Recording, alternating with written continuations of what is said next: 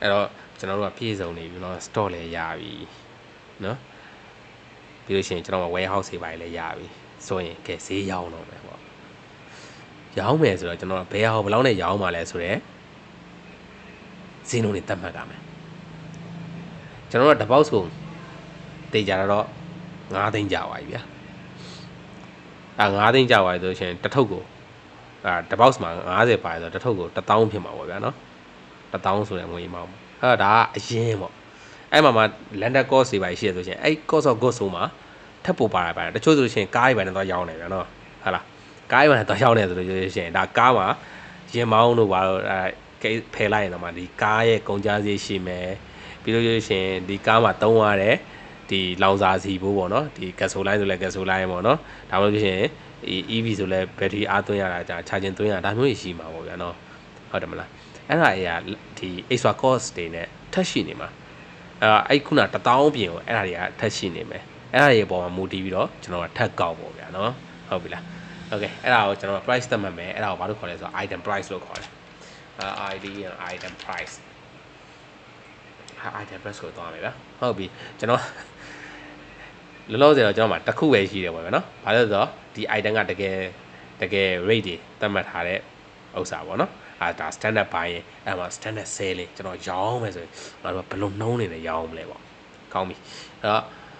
add item price ထည့်မယ်ဒါခုနကတော့ဒီမှာဒါရောင်းမှုအတွက်ထည့်ရတာမဟုတ်เนาะဒါဝယ်တဲ့အချိန်เนาะ standard buy ရင်เนาะဝယ်တဲ့အချိန်မှာကျွန်တော်ကြားတယ်ငွေ amount ကိုပြောတာခု item price ထည့်မယ်ဟုတ်ပြီဘယ်ကောင်လဲဆိုတော့3 in 1 box နဲ့ရောင်းမယ်ဟုတ်ပြီနော်ဘာလို့မလဲရောင်းမှာ standard selling ဘယ်လောက်နဲ့ရောင်းမလဲအဲ့တော့ကျွန်တော်ကတွေးကြည့်တယ်ဟုတ်ပြီတစ် box ကို9သိန်းအဲ့တော့9သိန်းကိုကျွန်တော်တို့က box လိုက်ရောင်းမယ်ဆိုလို့ရှိရင်ကျွန်တော်တို့3% တင်မယ်နော် box လိုက်ဆိုလို့ရှိရင်3% ယူမယ်ကဲကောင်းပြီအဲ့ဒါဆိုရှင်9သိန်းရဲ့3%ပေါ့အဲ့တော့ကျွန်တော်မသိဘူးဆိုဘာလို့လဲလဲဆိုတော့ calculator ဖွင့်လိုက်ပါဗျာနော်ဟုတ် calculator ဖွင့်လိုက်9သိန်းပေါင်း3% 1000ဝယ်9သိန်း1000ဝယ်အဲ့တော့ box size ရောင်းမယ်ဆိုကျွန်တော်9သိန်း1000 5000စေးရောက်လာပြီဒါ standard ဘိုင်းရင်ဒါ standard selling ရောင်းမယ်ဆိုရင်ဘာလို့လဲ box size ရောင်းမယ်ဆိုရင်9သိန်း1000ကျွန်တော် box အပြင်ကျွန်တော်ရောင်းမဲ့ပုံစံလေးရှိသေးတယ်လေနော်ဟာလား Premier 3 in 1ဘာနဲ့ရောင်းမှာလဲဆိုတော့ကျွန်တော်တို့ဘာနဲ့ရောင်းမှာလဲဆိုတော့ကျွန်တော်တို့ pack နဲ့ရောင်းမှာဟုတ်လား pack နဲ့ရောင်းမှာဟုတ်ပြီ price list က standard selling ရောင်းမှာဟုတ်ပြီတစ်ထုပ်ကို1000ကျတယ်အရင်ကအထုပ်အဖြီပေါ့နော် parking light အဖြီဆိုလို့ရှိရင်ကျွန်တော်တို့ 5% ယူမယ်အဲ့ဒါဆိုလို့ရှိရင်1000ကို1000ကိုကျွန်တော်ဘာဘလောက်ပါမလဲဆိုတော့5% ပါအောင်ပါနော်အဲ့1000နဲ့900ကဲဟုတ်ပြီဗျာ1000နဲ့900စေးဟုတ်အဲ့ဒါကျွန်တော်တို့ item price သတ်မှတ်တာပဲကျန်တဲ့ item တွေကိုလည်းအဲ့လိုနည်းနဲ့ကျွန်တော်တို့ကသတ်မှတ်လို့ရတယ်ကောင်းပြီနော်အဲ့ကျွန်တော် item price လည်းသတ်မှတ်ပြီးပါပြီရောင်းမဲ့ဈေးနှုန်းလည်းကျွန်တော်သိပြီဟုတ်ပြီရောင်းမယ်ဆိုရင်ကျွန်တော်ဘယ်သူ့ကိုရောင်းမှာလဲအဲ့မှာကျွန်တော်ပြောတာဖြစ်ကောင်းပြီကျွန်တော်က distribution လုပ်တယ်ဆိုတော့ကျွန်တော်က retail လိုမျိုးဗျာเนาะချက်ချင်းငွေရှင်းပါတယ်အဲ့လိုမျိုးပုံစံမျိုးမဟုတ်ဘဲနဲ့တစ်ဖက်ကနေ purchase order တင်တစ်ဖက်ဟိုဘက်ကနေ purchase order တင်ကိုက sale order ပြန်ပို့အဲ့လိုမျိုးတွေတော့ကြားထဲမှာ feature တွေရှိမှာပေါ့เนาะ function တွေရှိမှာပေါ့ဘယ်လိုသွားမလဲဆိုတော့ flow တွေရှိမှာပေါ့ကျွန်တော်ကတော့ဒီမှာစမ်းပြတာဖြစ်တဲ့တော့ဗောနော်ကောင်းပြီကျွန်တော်ပစ္စည်းလာဝယ်customer တယောက်ရှိမှာအဲ့ customer ကိုကျွန်တော်ရောင်းတဲ့ဥစ္စာကိုပဲကျွန်တော်သွားလိုက်တော့မှာဗောနော်ကြားထဲကအဆင့်တွေကျွန်တော်နည်းနည်းကြော်လိုက်တော့အဲ့တော့ကောင်းပြီကျွန်တော် selling လုပ်မယ်ဆိုတော့ကျွန်တော် customer ရှိမှကျွန်တော်က selling လုပ်လို့ရမှာအဲ့တော့ customer ရှိလားဗောကျွန်တော်မှာတယောက်မှမရှိဘူးအဲ့တော့ကျွန်တော် customer ထည့်တော့ဗျာဘယ် store ဆိုင်တွေကိုတောင်းမလဲပါဗျာနော်ကဲဟုတ်ဗျာကျွန်တော်ကcustomer name ပေါ့နော်BK store ပေါ့BK store company လည်းဖြစ်နိုင်တယ် individual လည်းဖြစ်နိုင်တယ် partnership လည်းဖြစ်နိုင်တယ်individual ပေါ့BK store ကိုကျွန်တော်ထည့်မယ်ကျွန်တော် save လိုက်မယ်BK store ပေါ်လာပြီကဲဟုတ် BK store နဲ့ကျွန်တော်ဝင်လိုက်မယ် BK store နဲ့ပတ်သက်တဲ့ဥစ္စာမျိုးလေးကျွန်တော်ထည့်ရမှာပေါ့ဗျာနော် ထားပါတော့ gender လားဘာလားကြာဒါမျိုးလေးကျွန်တော်ထည့်လို့ရတယ် utilization currency ကဲဒါလည်းအရေးကြီးတယ် mmk ကျွန်တော်ထည့်မယ် default price list standard selling နဲ့ပဲရောင်းပါပြီးလို့ရှိရင်ကျွန်တော်တခြား information လေးတွေကျွန်တော်ထည့်လို့ရတယ် email ပါညာအဲ့လိုလေးရှိမှာပေါ့နော်ပြီးလို့ရှိရင် address and contact ဒါကတော့ address တွေ contact တွေထည့်ရနေရပြီး accounting payment terms တွေတကယ်လို့ပေါ့နော်ဒီ advance တွေပါညာတွေရှိရဆိုရှင်ကျွန်တော်ဒါတွေထပ်လောက်ရမှာပေါ့နော် okay ကျွန်တော်မလိုတော့ပါဘူးအဲ့ဒါဆိုရှင်ကျွန်တော် individual customer group ဘယ် customer group လဲပေါ့နော်ကျွန်တော်က customer group တကယ်လို့ customer ခွဲခြင်းတယ်ဆိုရှင်ထားပါတော့ကွာဒီကရန်ကုန်က customer တွေကြီးပဲဒါကတော့ monthly က customer တွေကြီးပဲအဲ့လိုခွဲခြင်းတယ်ကိုပေါ့ create new group လုပ်ပြီးတော့ထည့်လို့ရတယ်ကျွန်တော်ခွဲလိုက်ပါမယ်ဘာလဲဆိုတော့ဒါကအတိုင်းရဲ့ကြည့်ရန်ကုန် CUSTOM က customer GROUP group parent customer group က all ပေါ့နော်default price list က mmk standard selling နော်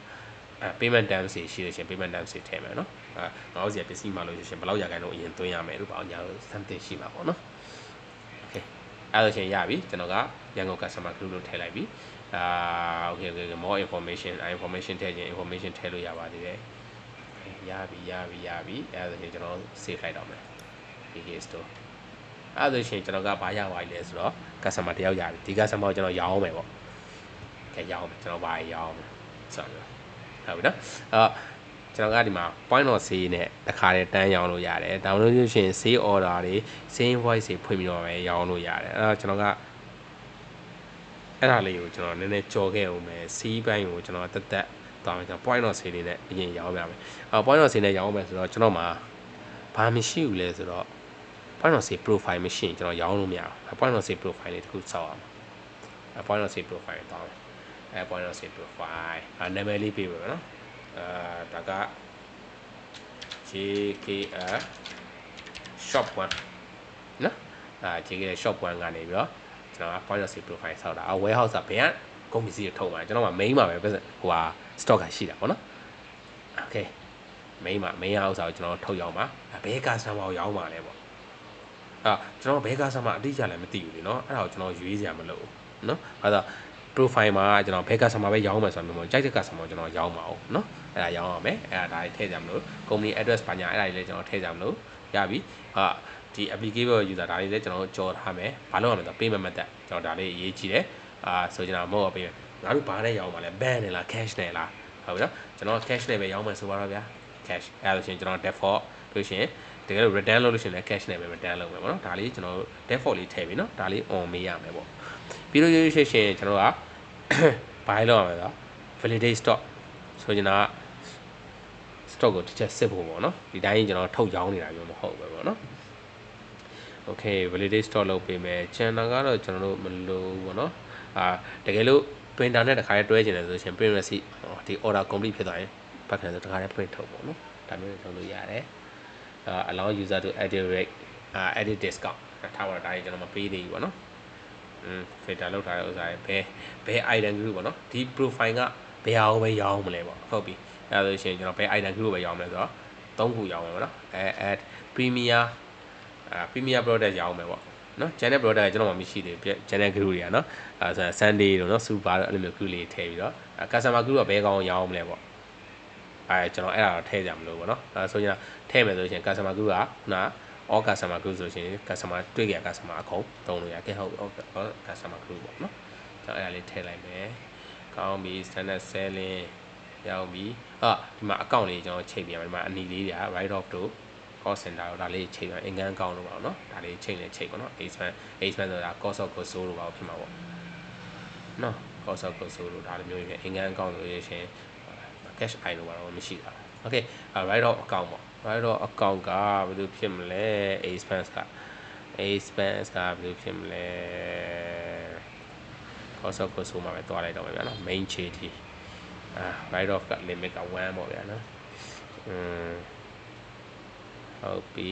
cost center အကုန်လုံးကြာခံမှာလား main ခြေတီကကြာခံမယ်ဟုတ်ပြီရပြီပေါ့နော်ကျွန်တော်ဒါလေးပဲချိန်လိုက်တာပါ profile က save လုပ်လိုက်မယ်ပြီးသွားပြီ POS profile ရပြီအဲ့ဒါဆိုရင်ကျွန်တော် POS ဖွင့်လို့ရပြီနော်ကျွန်တော် selling မှာ POS ကိုသွားမယ် point of sale ဟုတ်တယ် JK distribution company က profile ကပါလဲဆိုတော့ JK ရဲ့ short one လောက်နေနော်ဒါလေးဟုတ်ပြီကတော့ cash နဲ့ပဲအဲ့တော့ open နေ amount ပေါ့နော်ဒီ sign စသဖွင့်တဲ့အချိန်မှာပဲကျွန်တော်တို့က balance အနေနဲ့ဘယ်လောက်ရှိမလဲပေါ့နော်sign ရဲ့ဒီ cash တွေကိုပတ်စံအချွေပါညာပေါ့ဗျာထည့်ထားတဲ့ငွေမောင်းရှယ်ဆိုဒီမှာတစ်ခါတည်းကျွန်တော်တို့ကထည့်ဖို့အတွက်ကျွန်တော်မရှိဘူးလို့ပဲပြောလိုက်တော့နော်ဒီတိုင်းပဲထားလိုက်တော့အားပဲအဲ့မှာကျွန်တော်စရောင်းလို့ရတာပဲဟုတ်ပြီကျွန်တော်ဘယ်သူ့ရောင်းမလဲโอเค BK store ကိုရောင်းမယ် BK store ကဘာလဲဆိုတော့packing တကယ်packing အနေနဲ့ကျွန်တော်က standard ဒီdefault selling unit ကကျွန်တော်တို့ဘယ်လိုသုံးထားလဲဆိုတော့ packing လို့သုံးထားလဲဆိုတော့ pack ကိုသူကအစိမ်းပြတယ်ကျန်တဲ့ဥစ္စာတွေမှာကျန်တဲ့ဥစ္စာတွေကျန်တဲ့နှစ်ခုကတော့ကျွန်တော်ဒီမှာတော့မရှိဘူးเนาะ2+1 နဲ့ဒီကောင်မှမရှိဘူးpack ကတော့ဒါ quantity အနေနဲ့ default အနေနဲ့ပြထားတာမဟုတ်ဘူးကျွန်တော် box နဲ့ရောင်းရမှာဆိုလို့ရှိရင်ဒီမှာပြင်လို့ရတယ်เนาะအဲ့ဒါယူစိုးရင်ကြမလို့ပေါ့เนาะ okay ကနှိပ်လိုက်မယ်အဲ့ဒါလေးကိုကျွန်တော် box နဲ့ရောင်းမှာအဲ့ဒါဆိုရင်ဒီမှာ UM မှာပြောင်းလိုက်ပေါ့ဗျာ box နဲ့ရောင်းမှာ box ဆိုလို့ရှိရင်ဈေးနှုန်းက9သိန်း1000 9000ဖြစ်သွားပြီဘယ်နှ box ဝယ်မှာလဲ quantity ဟုတ်ပြီကျွန်တော်မှားထားတာထားပါတော့3 box ဆိုပါတော့နော်ဘယ်နှ box လဲ3 box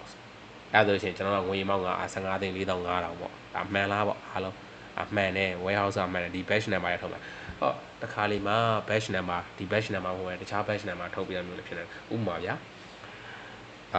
promotion ပေးနေတဲ့ item တွေရှိတယ်အခုကာလမှာဒီလာအတွင်းမှာဝယ်လို့ဆိုရှင် premier parking တွေကတ parking ကို30+2ပေါ့နော်30+2နှစ်ထုတ်ပို့ပါတယ်အဲ့ဒါတော့သူက NOS လို့မသုံး success လို့သုံးတာပေါ့နော်နှစ်ထုတ်ပို့ပါတယ်အဲ့လိုဟာမျိုးဆိုရှင် batch ဘယ် batch number ပစ္စည်းကိုထုတ်ပေးရမလဲအဲ့မှာ batch number ပြန်ရွေးပေါ့ဗျာနော်ဟုတ်ကဲ့နော်ဒါတွေကကျွန်တော်တို့ပိတ်ထားတယ်ဘာလို့လဲဆိုတော့ကျွန်တော် allow မလုပ်ထားတဲ့အတွက် discount တွေပါတယ်ဈေးနှုန်းတွေပြင်ခွင့်မရှိဘူးပေါ့နော်ကဲကောင်းပြီအဲ့ဒါကျွန်တော် check out လုပ်လိုက်မယ်အဲ့ဒါရှင်15သိန်း4500တေချာဝိုင်းလားတေချာဝိုင်း complete order ပေါ့yes ပေါ့အဲ့ဒါဆိုရှင်ကျွန်တော်ဒါကြီးထွက်လာအဲ့တော့ဒီ receipt ကိုကျွန်တော်က customer ကိုပြန်ပေးခြင်းလဲ email receipt လုပ်ပြလိုက်ဘယ် customer လဲပေါ့နော်ပြီးလို့ရှိရင်ကျွန်တော် print ထုတ်မယ်ဆိုရင် print ပေါ့နော် email ထုတ်မယ်ဆိုလို့ရှိရင်လဲ email ပေါ့ဒါဆိုဘယ် email ကိုပို့ပေးရမလဲတကယ်ရောက်တယ်ပေါ့နော်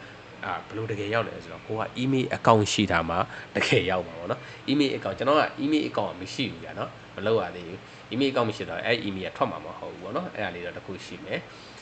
ဘာလဲဆိုတော့ဒီလိုဟာမျိုးပေါ့နော် email account ဒီမှာ email account မှာကျွန်တော်က email account တောင်းလုပ်ရမယ်email ကိုယ့်ရဲ့ system နဲ့ email ထွက်ချင်တယ်ဆိုလို့ရှိရင် email account ဒီမှာ email address ထည့်မယ်ပြီးလို့ရှိရင် account name ထည့်မယ် domain က gmail လားပါလားညာလားပေါ့နော်sorry service က gmail လားပါလားညာလား domain တော့မလို့နော် Gmail လားပါညာနော်အဲ့ဒါထည့်မယ် Gmail ပါမှန်တယ်ဆိုလို့ရှိရင်ကျွန်တော်က password ထည့်မယ်အဲ့ password ကသတိထားဖို့တစ်ခုပြောရမှာကဒီ password ကကျွန်တော် email နဲ့ဝင်တဲ့ password ထည့်လို့မရအောင်နော်ဒီ application တွေတီးတန့်ထုတ်တဲ့ password ရှိတယ် Gmail တို့ကတော့မှာနော်app password လို့ခေါ်တယ် app password လို့ခေါ်တယ်နော်အဲ့ password ကိုဒီမှာလာသုံးရမှာနော်ဟုတ်ပြီနော်အဲ့ဒါလေးတစ်ခုပြီးလို့ရှိရင် awaiting ပါညာဒါလေးမှန်ချစ်ပေးမယ်ပြီးလို့ရှိရင် outgoing ပြီးလို့ရှိရင် default outgoing ထားပေးရမယ်နော်enable outgoing ဒါ enable outgoing ဒါ default outgoing server ပဲရလဲနော်ဒါမျိုးလေးဒါရဲ့ change ကြမလို့ဒီမှာ Gmail မှန်သွားဆိုဒီမှာ rock ဆိုဝင်လာပါနော်အဲ့မှာ default outgoing ဆို default outgoing incoming ဆို incoming အဲ့ဒါလေးအမှန်လိုက်ချစ်ဖို့ပဲနော်ဒါလေးတော့ကျွန်တော်ပြီးမှပဲပြတော့မှာနော်ဆိုတော့ကျွန်တော် back ကိုပြန်သွားမယ်အဲကျွန်တော်အဖေရောက်ရင် point တော့စီpoint တော့စီကဲရောင်းလာရပါဒီတယောက်ကိုရောင်းလိုက်တယ်PK ဆိုတဲ့ဥစ္စာကိုရောင်းလိုက်တယ်ကျွန်တော်နောက်ထပ် customer ရှင်နောက်ထပ် customer တယောက်ကျွန်တော်ထပ်ရောင်းလို့ရတယ်ဟုတ်ပြီနောက်ထပ် customer တယောက်ထပ်ဟုတ်လားအေးရှိရရင် Hey store ပေါ့နော်သူလည်း individual ပဲပေါ့ကဲဟုတ်ပြီဒါ Hey store Hey store ကိုကျွန်တော်ရောင်းအောင်မယ်25သိန်း9500ပေါ့နော် complete order လုပ်လိုက်တော့မယ်ဟောဒါဆိုရှင်အရောက်ဖြစ်သွားပြီကဲဟုတ်ပြီကျွန်တော်ကဒီနေ့ BK store ကိုလည်းကျွန်တော်3 box စာပြီးရောင်းထားတယ်Hein store ကိုလည်းကျွန်တော်5 box ဆန်ပြီးရောင်းတာပြီးသွားပြီပေါ့ကျွန်တော်ရဲ့ဥစ္စာအားလုံးပြီးသွားပြီ point of sale ကကုံသွားပြီဒီနေ့တော့ရောင်းတာပြီးသွားပြီသွင်းပြီးသွားပြီဆိုလို့ရှိရင်ကျွန်တော်ဒီမှာဗာလဲဆိုတော့ close viewers ဒီကောင် close မလုပ်မချင်းကျွန်တော်တို့က balance မှာလည်းသွားနှုတ်မှာမဟုတ်ဘူးเนาะပေါင်းမိမှာလည်းမဟုတ်ဘူးเนาะ value တွေอ่ะเนาะအဲ့တော့ close လိုက်ရယ်ဟုတ်ပြီဒါတေးကြတယ်ငါတို့ရောင်းထားတာဒီလောက်ရောင်းထားတယ်အားလုံးမှာဘလောက်ဒါတွေသူကလိုအပ်တဲ့ account တွေကိုစီစဉ်သွားလိုက်မယ်ပြီးလို့ရှိရင်ကျွန်တော် save လိုက်မယ် submit လုပ်လိုက်မယ်yes ပြီးပါပြီအဲ့ဒါဆိုကျွန်တော်ရဲ့ stock balance သွားကြည့်အောင်ကျွန်တော်တို့ဘယ်နှ box ရောင်းထားလဲဆိုတော့10 box ပေါ့နော်3ရယ်5ရယ်အားလုံးပေါင်း 10ပေါက်စီအောင်ထားတယ်အဲ့ဒါ stop balance ဆိုတော့ကြည့်မယ် stop balance 20ကနေ10ပေါက်ဆိုတော့ကျွန်တော်မှ12ခုပဲကြံရမယ်အဲ့ဒါမှဟုတ်ရင်တော့ကျွန်တော်တို့မျှော်နေတာမှားတယ်ပေါ့နော် stop balance သွားကြည့်မယ် stop balance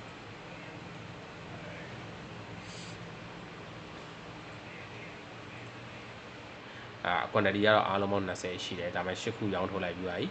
open နေမှာ12ခုကျန်တယ် okay ဒါကရောင်းလိုက်တဲ့ဥစ္စာကိုကျွန်တော် store အနေနဲ့စစ်တာအဲ့တော့ income အနေနဲ့ကျွန်တော်တို့ကဘာကြီးကြည့်လို့ရသေးလဲဆိုတော့ report တွေနေတယ်ပေါ့နော် reporting အနေနဲ့ကျွန်တော်အများကြီးကြည့်လို့ရပါတယ်ဟိုမှာထားပါကျွန်တော် selling လုပ်ထားတဲ့ report တွေတဲ့ဘယ်လို report တွေမျိုးတွေရှိတယ်ဒါ report တွေပေါ့နော်အဲ့မှာဆိုကျွန်တော်ဒါနဲ့ဆို accounting ရဲ့ report တွေကြည့်ချင်တယ်အဲ့လိုဆိုရင် account ရဲ့ receiver တွေဘာတွေရှိတယ်နော် account receiver မှာဘာတွေရှိလဲ POS invoice က2ခုရှိတယ် same invoice 2ခုပါ POS ကနေ same invoice ကိုတော့ same invoice ကျွန်တော်ထည့်ကြမလို့လိုက်ဘူးပေါ့နော်ဘာလို့လဲဆိုတော့ POS နဲ့တန်းရောင်းလို့ဒါမျိုးတွေရှိတယ်ခုန receiver မှာခုနဒီလို data တွေရှိတယ် item web save register ရောင်းထားတဲ့ဥစ္စာပေါ့နော်ဘယ်ကိုဘယ်လောက်ရောင်းထားတယ်နော် item တစ်ခုချင်းစီအလိုက်ပေါ့ premium 3 in 1ကိုငါတို့ကဘယ်သူတွေကိုဘယ်လောက်ရောင်းထားတယ်ဒီလိုဥစ္စာမျိုးကြီးကျွန်တော်တို့ကြည့်လို့ရပါတယ်ပြီးတော့ကျွန်တော်တို့ report တွေကတော့အများကြီးပဲဗျာနော်ကိုလိုချင်တဲ့ report တွေလည်းတိစောက်လို့ရသေးတယ်ပြီးတော့ဘယ်လိုဟာမျိုးရှိမလဲဆိုတော့ profit and loss ပေါ့ဗျာနော်PROFID profit and loss နော် profit and loss okay ကျွန်တော်တို့ကဒီဟာနဲ့ပတ်သက်ပြီးတော့ဘယ်လောက် income ရှိတယ်နော်ဘယ်လောက် expense လုပ်ထားတယ်နော်profit ဒီနေ့အတွက် profit ကဘယ်လောက်အားမျိုးတွေပေါ့နော်ဒါမျိုးတွေသူက automatic တွက်ပေးတယ်ဒါကတော့ profit and loss တဲ့ပတ်သက်တဲ့ဥစ္စာပေါ့ဗျာနော် income နဲ့ expense အဲ့လိုသွားတာပေါ့ဒါ report တွေအများကြီးပဲဒီ financial statement မှာ report မျိုးစုံရှိတယ်နော်ဘယ်လို report မျိုးတွေသွားခြင်းလဲပေါ့နော်balance sheet ကြည့်ခြင်းလားဒါဆို balance sheet accounting သမားတွေကတော့ပို့ပြီးတော့မြင်သာထင်သာမှာပါနော်ဒီမှာတစ်ခုချင်းစီကျွန်တော်ရွေးလို့ရပါတယ်ကျွန်တော်အခုက company ကြိုက်တဲ့ company တခြား company တွေကျွန်တော်ရွေးလို့ရတယ်ပေါ့နော်ဟုတ်ပြီ profit and loss position cash flow နော်ဒါ cash flow ပေါ့ okay ဒါကတော့ကျွန်တော် user manual တစ်ခုအနေနဲ့လုပ်ငန်းတစ်လေးတစ်ခုပေါ့နော်အဲ့ဒါလေးကိုကျွန်တော်တို့ဘယ်လိုလေး run လို့ရလဲပေါ့ခုနအဲ့ဒါဆိုရင် POS လုပ်ချင်တဲ့လူတွေကျွန်တော်တို့အဲ့လိုလုပ်ချင် VD လုပ်ချင်တယ်ပေါ့ VD လုပ်ချင်တယ်ဆိုကျွန်တော်အဲ့လောက်ကြီးမှမလို့တော့ဘူးဗျာနော်ကိုယ့်ကို item တွေတတ်မှတ်ပြီးလို့ရှိရင် material request ဆိုပါတော့ကိုနီးကိုဟန်နဲ့ purchase invoice တန်းထုတ်ပြီးတော့ purchase receipt လို့ကိုယ့်ရဲ့ warehouse ကိုထည့်ပြီးလို့ရှိရင်အဲ့ကောင်ကို customer ခုန VD လုပ်ချင်တယ်ဆိုတော့ကျွန်တော်ကမင်းကဘယ်သူလဲဆိုပြီးတော့ကျွန်တော်တို့ VD မှာနာမည်မမေးဘူးလေနာမည်မေးစရာမလိုတာအဲ့ဒါဆိုရှင်ကျွန်တော်ကကိုယ့်ဘာ customer တယောက်တတ်မှတ်တာ walk in customer ပေါ့အဲ့ဒါဆိုရှင် walk in customer ဆိုပြီးတော့အဲ့လိုမျိုးသွားလို့ရမဟုတ်ဘူးဒီလိုလုပ်လိုက်ရတယ်ဒီနေ့ date နဲ့ customer ကို date နဲ့ပေးလိုက်အဲ့ဒါဆိုရှင်ကို report ထုတ်တဲ့အခါကျလို့ရှင်လည်းပို့လွယ်တာပါဒီနေ့ date နဲ့ customer ဘယ်လောက်ဝယ်ထားလဲအဲ့ဒါဆိုရှင်ကျွန်တော် POS မှာစာရင်းတွေတွက်ပြီးသားတခါတည်းကွက်တီပဲအဲ့လောက်အဆင်ပြေတယ်နော်ဒါမိုက်တဲ့ POS မပါသေးဘူးနော်ဒါပေးတဲ့ POS ပဲရှိသေးတယ်เนาะဒီမှာရှိတဲ့ POS ကပေးတဲ့ POS ပဲရှိသေးတယ်เนาะโอเคเนาะဒီထက်ကောင်းတဲ့ POS ရှိတယ်เนาะဒီထက်ကောင်းတဲ့ဥစ္စာတွေကျွန်တော်သုံးလို့ရတယ်เนาะအဲ့ဒါလေးကျွန်တော်တက်ပြပေးမယ်